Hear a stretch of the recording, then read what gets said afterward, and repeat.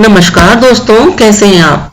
दोस्तों, आज की इस वीडियो में मैं एक ऐसी अद्भुत घटना का जिक्र करने जा रही हूँ जिसे सुनकर आपको बहुत ही आश्चर्य तो होगा ही, साथ ही भगवान पर एक विशेष आस्था और विश्वास भी आप करने पर मजबूर हो जाएंगे। यह घटना एक आश्रम की है जो अयोध्या नगरी में है। यह आश्रम हनुमानगढ़ी व कनक महल के रास्ते के बीच में बना हुआ है। इस आश्रम को बड़ी जगह और दशरथ महल के नाम से भी जाना जाता है। घटना काफी पहले की है, जब वहां पर एक राम प्रसाद जी नाम के संत रहते थे। ये घटना उस समय की है जब अयोध्या में बहुत ज्यादा भीड़ भी नहीं होती थी, ज्यादा लोग नहीं आते जाते थे, क्योंकि उस समय तो आने जाने की ज्यादा सुविधाएं भी नहीं थी। यहाँ बड़ी जगह में एक मंदिर है जिसमें चारों भाई श्री राम, लक्ष्मण, भरत और शत्रुघ्न और उनकी पत्नियां व हनुमान जी की सेवा पूजा होती है। यहाँ पर रहने वाले साधु संत थे, वो सब फक्कड़ संत थे उस समय। मतलब वो किसी भी चीज का संग्रह नहीं करते थे। प्रतिदिन मंदिर में जो भी थोड़ा बहुत चढ़ावा आता था, उसी से मंदिर और आश्रम का खर्चा चलता था। और धन का जो चढ़ावा हर दिन मंदिर में आता था, वह सारा चढ़ावे का धन यहाँ के एक बनिए को, जिसका नाम पलटू था, उसे भिजवा दिया जाता था। और बदले में वह बनिया उसी धन से थोड़ा बहुत जो भी राशन आता था वह वहां भिजवा देता था। इस राशन पानी से फिर भगवान का भोग बनाकर भगवान को प्रसाद चढ़ाया जाता था। और फिर भगवान के उस भोग को आश्रम में रहने वाले सभी साधु संत ग्रहण करते, उसका भोजन करते। एक दिन प्रभु की ऐसी लीला हुई कि उस मंदिर में कोई चढ़ावा आया ही नहीं।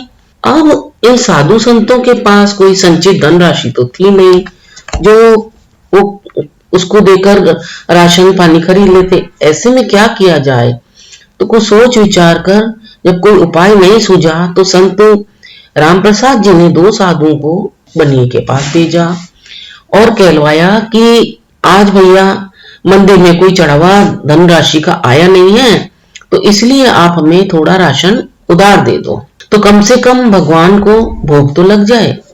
बनिए ने जब साधुओं की बात सुनी तो उसने यह कहकर मना कर दिया कि मेरा और महंत जी का तो लेना देना नगद का है, मैं तो उधार अभी कुछ नहीं दे पाऊंगा। साधुओं ने वापस आकर महंत राम प्रसाद जी को बनिए की कही हुई ये बात बताई, तो महंत जी ने भगवान की जैसी इच्छा कहकर भगवान को उस दिन खाली जल का ही भोग लगा दिया। और फिर सारे साधु संत भी पानी पीकर ही रह गए और रात्रि को भूखे ही सो गए। अब मंदिर का ये रोज का एक नियम था कि शयन कराते समय भगवान को एक पीताम्बर उड़ाया जाता था और साथ ही शयन आरती के बाद श्री राम प्रसाद जी नित्य लगभग 1 घंटे बैठकर भगवान को भजन सुनाते थे। उस दिन भी पूरे दिन से वे भूखे प्यासे थे, फिर भी बैठकर और भजन गाते रहे और नियम पूरा करके सोने के लिए चले गए। धीरे धीरे रात बीतने लगी। उसी समय बनिए के घर अजीब घटना घटी। करीब आधी रात को बनिए के घर का दरवाजा किसी ने खटखटाया, तो बनिया घबरा गया कि इतनी रात को कौन आ गया। फिर जब बनिए ने ध्यान से आवाज सुनी तो उसे पता चला कि कुछ बच्चे हैं जो दरवाजे पर शोर मचा रहे हैं, बोल रहे हैं, अरे पलटू, पलटू से दरवाजा खोल। पलटू बनिए ने हड़बड़ाकर जब दरवाजा खोला कि उसने सोचा कि बच्चे हैं, शरारत कर रहे होंगे, देखता हूं अभी उनको अच्छे से डांट लगाऊंगा। लेकिन जब बनिए जी दरवाजा खोला तो वह देखता है कि 4 लड़के जिनकी आयु 12 वर्ष से भी कम की है और सभी एक पीताम्बरी वस्त्र ओढ़कर खड़े हैं। वो चारों लड़के एक ही पीताम्बरी ओढ़कर खड़े थे। उन चारों बच्चों की छवि इतनी मोहक, इतनी लुभावनी थी कि ना चाहते हुए भी बनिए का सारा क्रोध प्रेम में बदल गया और वह आश्चर्य से उन बच्चों को पूछने लगा, बच्चों तुम हो कौन और इतनी रात को यहाँ क्यों शोर मचा रहे हो। तब बच्चे बिना कुछ कहे बनिए के घर में घुस गए और बोले, हमें राम प्रसाद जी ने भेजा है। ये जो पीताम्बर हम ओढ़े हुए हैं ना, उसका कोना खोलो, देखो इसमें 1600 रुपए हैं, निकाल लो और गिन लो। ये उस समय की घटना है जब आना और पैसा चलता था। 1600 रुपए उस समय बहुत बड़ी राशि थी। बनिए ने जब जल्दी जल्दी पीताम्बरी का कोना खोला तो उसमें सच में ही चांदी के 1600 सिक्के निकले। बनिया प्रश्न भरी दृष्टि से उन बच्चों को देखने लगा। तब उन बच्चों ने कहा कि आप इन पैसों का राशन कल सुबह आश्रम में भिजवा देना।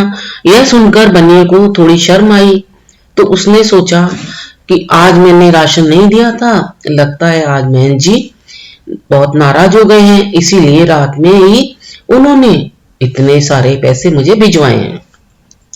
बनिए ने पश्चाताप, संकोच और प्रेम के साथ बच्चों से कहा, बच्चों मैं अपनी पूरी दुकान भी बहन जी को दे दूंगा, तो भी ये पैसे तो बहुत ज्यादा हैं। तो इतने मूल्य का सामान देते देते तो मुझे पता नहीं कितना समय लग जाएगा। तो बच्चों ने कहा तो ठीक है, आप एक साथ सारा राशन मत भिजवाइए, थोड़ा थोड़ा करके अब से हर दिन नियमित रूप से सुबह सुबह आश्रम में आप राशन भिजवा देना। आज के बाद आप राशन के लिए कभी भी मना मत कीजिए। तो बनिया तो यह सब सुनकर बहुत शर्म से झुक गया और फिर वह हाथ जोड़कर बोला कि जैसी बहन जी की आज्ञा। इतनी बातचीत के बाद वो बच्चे तो चले गए, लेकिन जाते जाते पलटू बनिया का दिल जीत गए। उसे बार बार उन बच्चों का ही ध्यान आता। इधर सवेरे सवेरे मंगला आरती के लिए जब पुजारी जी ने मंदिर के पट खोला तो देखा कि भगवान का पीताम्बर गायब है। पुजारी जी ने जब ये बात बहन जी को बताई तो सबको यही लगा कि कोई रात में भगवान का पीताम्बर चुरा कर ले गया हैगा। जब थोड़ा और दिन चढ़ा तो गाड़ी में ढेर सारा सामान लदवा के बनिया आया और कृतज्ञता के साथ हाथ जोड़ता हुआ बहन जी के पास जाकर उनके चरणों में गिरकर क्षमा मांगने लगा। महंत राम प्रसाद जी को तो कुछ भी पता नहीं था, तो उन्होंने बनिए से पूछा, क्या हुआ? अरे तू किस बात की माफी मांग रहा है मुझसे? तो बनिया चरणों में झुके झुके ही महंत जी को बोला, महाराज रात में पैसे भिजवाने की क्या आवश्यकता थी? मैं कान पकड़कर आपसे माफी मांगता हूँ। आगे से मैं कभी भी ऐसी गलती नहीं करूंगा, कभी भी राशन के लिए मना नहीं करूंगा। ये कहकर बनिए ने महंत जी से कहा, और महाराज हाँ, ये रहा आपका पीताम्बर जो बच्चे मेरे यहाँ पर छोड़ गए थे। बहुत ही प्यारे बच्चे थे। इतनी रात को बच्चे पैसे लेकर आ भी गए। बहन जी अगर आप नाराज ना हो तो मैं एक बार उन बच्चों को फिर से देखना चाहता हूँ। बहन जी ने बनिए ने जो पीताम्बर दिया उसे उन्होंने ध्यान से देखा तो वे तुरंत ही उसे पहचान गए कि ये पीताम्बर तो हमारे मंदिर का ही है जो गायब हो गया था। तब महंत जी ने बनिए से पूछा, पर ये तुम्हारे पास तुम्हारे घर कैसे आया? तब उस बनिए ने रात वाली पूरी घटना सुनाई महंत जी को। घटना सुनते ही महंत जी तुरंत दौड़े दौड़े गए और सीधा मंदिर में जाकर भगवान के चरण पकड़कर रोने लगे और कहने लगे, हे भक्त वत्सल, मेरे कारण आपको आधी रात को इतना कष्ट उठाना पड़ा, और कष्ट उठाया तो उठाया, पर मैंने जीवन भर आपकी सेवा की, मुझे तो आपने दर्शन नहीं दिए और इस बनिए को आधी रात को आप दर्शन देने पहुंच गए। हे प्रभु, ये आपकी कैसी लीला है? जब बनिए ने ये बात सुनी तो उसका हृदय भी धक्क सा हो गया। जिन्हें मैं साधारण बालक समझ बैठा था वे तो त्रिभुवन के नाथ थे। मैं तो उन्हें ना समझ पाया ना पहचान पाया। हे प्रभु, मैं तो आपके चरण भी नहीं छू पाया। अब तो महंत जी और पलटू बनिया दोनों ही पश्चाताप के आंसू बहा रहे थे। तो उस दिन के बाद कभी भी फिर आश्रम में राशन की कमी तो नहीं हुई। आज दिन तक इस आश्रम में संतों की सेवा वैसे ही जारी है।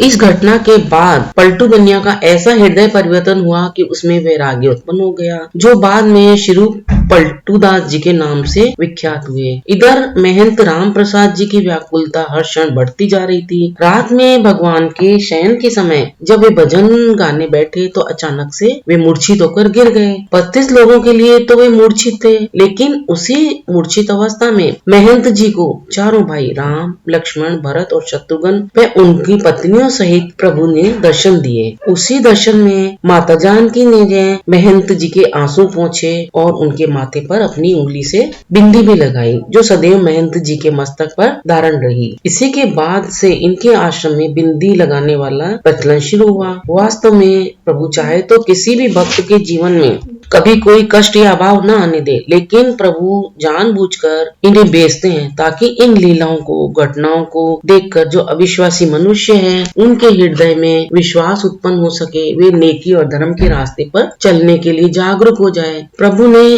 कैसे अपने इस भक्त महंत को स्वयं जाकर उनके कष्टों का निवारण किया। हे प्रभु, आप धन्य हैं, भक्त वत्सल हैं। दोस्तों, आपको ये जानकारी कैसी लगी, हमें कमेंट करके आप अपने विचार अवश्य बताएं। अगर यह जानकारी आपको अच्छी लगी हो तो इसे अपने मिलने वालों को, परिचितों को अवश्य शेयर करें और वीडियो को सपोर्ट करें। साथ ही मेरे इस चैनल को सब्सक्राइब भी कर लें। अपना अमूल्य समय देकर वीडियो देखने के लिए आपको बहुत बहुत धन्यवाद।